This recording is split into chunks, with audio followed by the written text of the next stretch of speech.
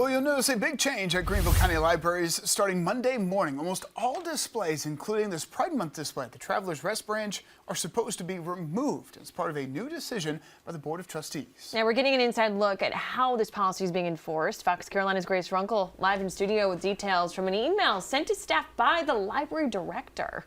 That's right. And you know, this is just the latest chapter in a long story of back and forth about what should and should not be allowed in libraries in Greenville County. The new policy is temporary, but it came about after complaints about the Pride Month bulletin board in Travelers Rest. The Board of Trustees says they need to make a new policy regulating what can be displayed. So in the meantime, they say practically everything has to come down. An email sent from Greenville County Library Director Bev James to the branch managers at the county's 12 locations details what needs to be taken down by 9 a.m. Monday morning. Displays like this one celebrating Pride Month at the Travelers Rest Branch, but also almost everything else, except displays promoting new material or the summer reading program. With so many restrictions, we had a question.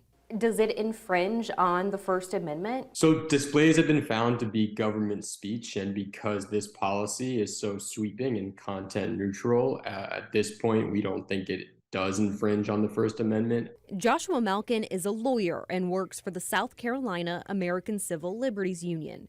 They've been watching the situation in Greenville closely. There are content-based restrictions of speech, and then there are viewpoint-based restrictions of speech. Malkin says viewpoint-based discrimination is what violates the First Amendment. So while I think those of us who have been following this situation understand the speech that they're hoping to restrict, this policy facially does not exhibit viewpoint-based discrimination. Library Board of Trustees Chair Alan Hill has said in meetings and in past interviews with Fox Carolina that they're not trying to discriminate against anyone.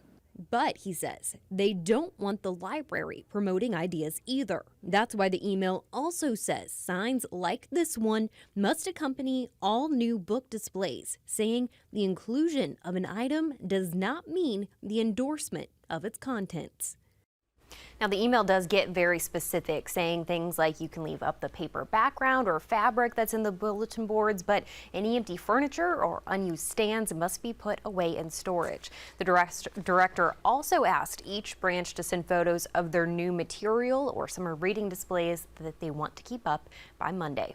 Grace Runkle, Fox Carolina News.